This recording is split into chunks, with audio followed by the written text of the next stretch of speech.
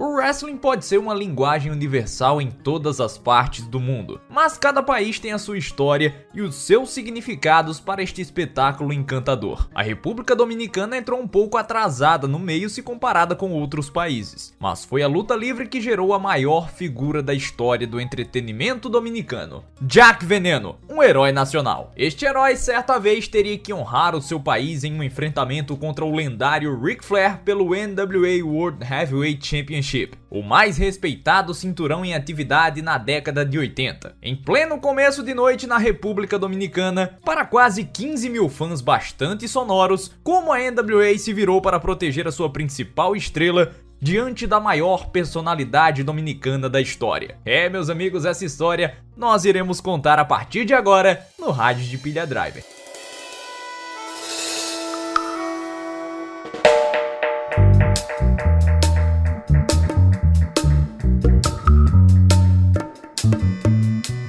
Jack Veneno cresceu como muitas outras crianças da República Dominicana. Antes do país saber exatamente o que era uma democracia, a luta livre tinha sua influência cultural no território, muito por conta das películas produzidas pelos luchadores El Santo e Blue Demon. El Hijo de la Doña Tática, como era chamado o Veneno, era fascinado nesses filmes, ao contrário da mãe, que o criou sozinha e não gostava da ideia do filho querer ser lutador, o que obrigou Jack a se aventurar mascarado pelos ringues a partir de 1969. A mãe eventualmente acabou descobrindo e aceitando que o sonho do filho era realmente viver da luta livre. E Jack começou a viajar pelos Estados Unidos para adquirir experiência, chegando a realizar combates no lendário Madison Square Garden. Foi na grande arena nova-iorquina que Jack Veneno, em 1976, viu falecer o seu amigo mexicano Bud Montes, vitimado por um ataque cardíaco após um combate entre eles. Jack ficou devastado e quase desistiu da carreira, conseguindo algum alento quando descobriu que o Buddy sofria de um problema cardíaco e que jamais deveria estar lutando. Enquanto a década de 70 caminhava para um final, Jack se estabelecia na República Dominicana como a principal face do wrestling,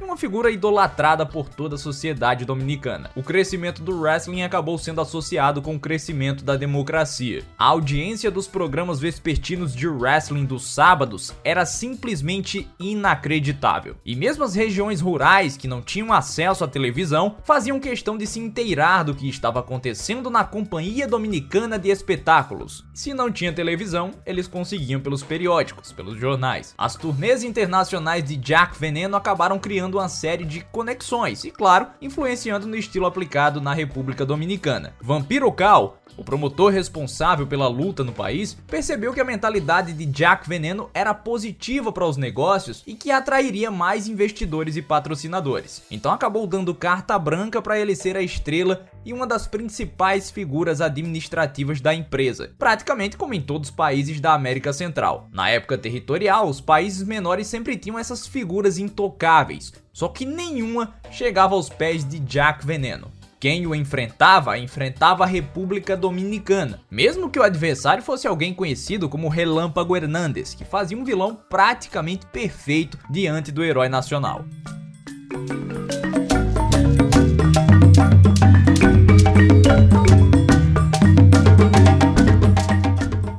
Pulamos então para 1982. Com a popularidade do território dominicano e a parceria com a NWA, grandes enfrentamentos podiam ser esperados. Carlos Colón, o responsável por tudo que acontecia envolvendo a NWA na América Central e no Caribe, arquitetou que o NWA World Heavyweight Champion, Nature Boy Ric Flair, defendesse o cinturão diante de Jack Veneno na República Dominicana. O corpo diretivo não achava que seria uma boa ideia, mas o Carlos Colón e o Victor Jovica conseguiram convencê-los a fazer isso acontecer. O histórico das lutas na República Dominicana era um pouquinho complicado, porque sempre os heróis nacionais tinham que ser promovidos ao máximo. Em 1980, por exemplo, a Atsushi Onita se recusou a perder 2 falls seguidas para o Jack Veneno e decidiu dar uns golpes assim mais fortes no lutador. O Terry Funk conta essa história no livro dele e diz que após a luta, 4 lutadores dominicanos bateram no Onita nos bastidores até eles cansarem, pra valer. Então a situação não era muito boa, e já sabendo disso, Ric Flair cobrou caro para aparecer e pediu o pagamento adiantado, o que já não foi visto muito bem, não foi visto como uma atitude correta por parte dele. Tudo bem que isso era da própria personalidade do Ric Flair. Então ele chegou à República Dominicana para se hospedar no hotel 5 estrelas, acompanhado por 3 belas mulheres, obviamente veio no seu jatinho particular e se deparou com uma atmosfera inacreditável, digna de uma partida de futebol entre seleções rivais. O Palácio de los Deportes Virgilio Travieso Soto tinha a capacidade para receber 10 mil pessoas, só que os promotores venderam aproximadamente 15 mil ingressos e criaram um ambiente simplesmente caótico. Do lado de fora do hotel que o Ric Flair estava,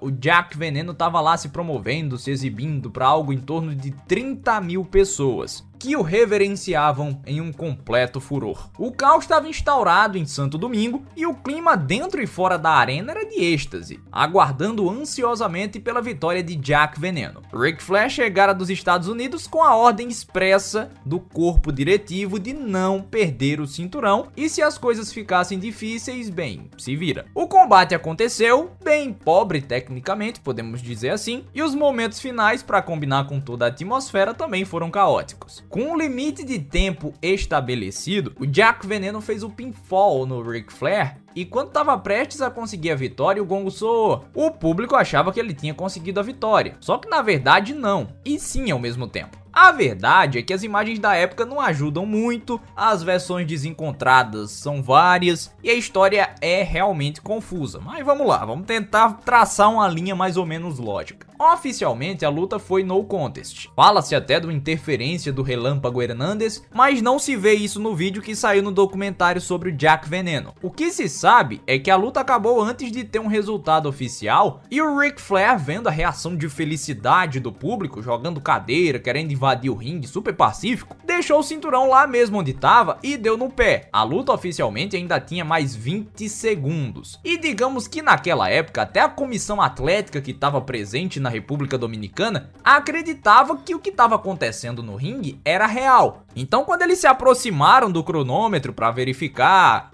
tempo de luta, essas coisas, um lutador precisou quebrar esse cronômetro, porque se eles vissem que ainda faltava tempo, o Jack Veneno realmente teria que ser o campeão, porque já estava tudo liquidado. Frenesi, voltamos para os bastidores e o Jack tentou devolver o cinturão para o Ric Flair, só que o lutador americano disse que preferia sair do país vivo, isso nas palavras dele.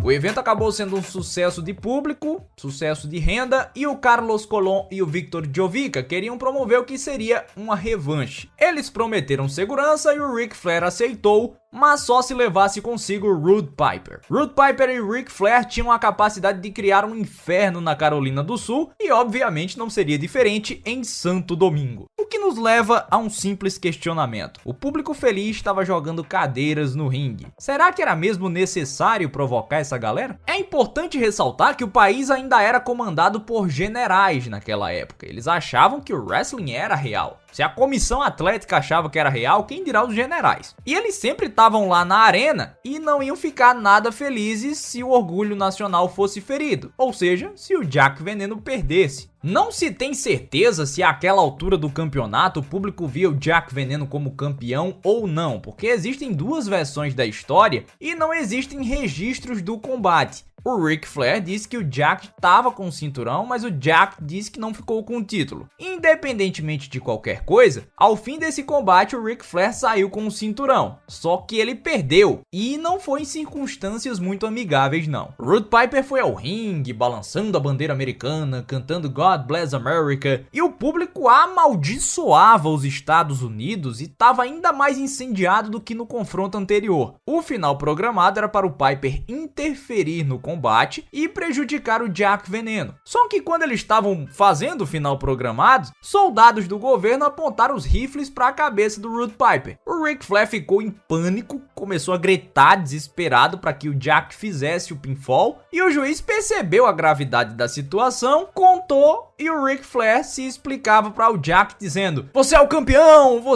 coloca o cinturão, você me ouviu? Pelo amor de Deus, você coloca esse cinturão nesse momento, essa desgraça desse cinturão, porque vão matar o Roddy Piper. Era o típico caso que não importava o seguro, se o cinturão ia ficar lá ou não ficar. A sociedade dominicana via mais uma vitória do Jack Veneno e os lutadores americanos temiam pelas suas vidas. Até que, ironicamente, quem salvou a vida deles foi o José Gonzalez, que posteriormente viria a ser acusado de matar o Bruiser Brody lá em Porto Rico. Ele correu dos bastidores, tirou os dois de lá o mais rápido possível e ao final da noite eles precisaram sair da arena em ambulâncias. Os dois receberam um cachê, o Roddy Piper ganhou um pouquinho de cocaína e eles usufruíram do que ganharam naquela noite num clube noturno. Da próxima vez que Jack Veneno apareceu na televisão, não tinha mais cinturão. E a explicação bacana que ele acabou dando é que ele não ia viajar para defender o cinturão, que ele preferia ficar na República Dominicana, era uma oportunidade de negócios muito melhor para ele. Só que balela, porque a NWA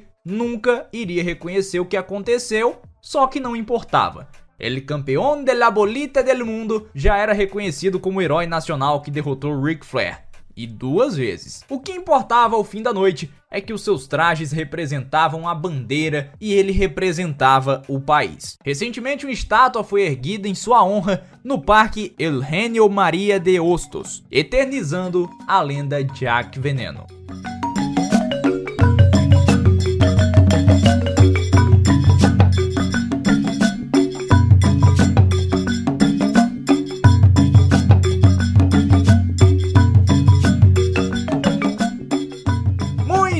Pessoal, se você nesse momento está no Spotify, no Deezer, em plataformas agregadoras de podcasts, saiba que você pode também conferir esse conteúdo no YouTube em youtube.com/radiodepilhadriver. E lá você pode se tornar membro do canal. Por uma quantidade super razoável, você vai ter acesso ao nosso conteúdo do grupo do Telegram, que é muito bom, tá? Sempre tem uma história, sempre tem uma reportagem, sempre tem um livro, sempre tem uma luta, é muita coisa boa que você confere por lá. E olha que isso é no plano máximo, tá? O plano máximo, R$8 por mês, você começa a fazer parte desse grupo. A nossa próxima história vai ser sobre a origem do Hardcore Wrestling. Essa semana completam-se 41 anos da confusão que rolou em Memphis e que por muitos é considerada como a origem do Hardcore Wrestling. Eu não lembro de ter falado disso por aqui, então quando eu retornar, eu vou estar falando sobre isso. Beleza? Um abraço aí para todos os nossos membros que estão conosco por mais um mês. E saibam que essa semana também começa a série A História da WCW. Se você é membro do canal, você vai receber com exclusividade os primeiros episódios com muita, mas muita antecedência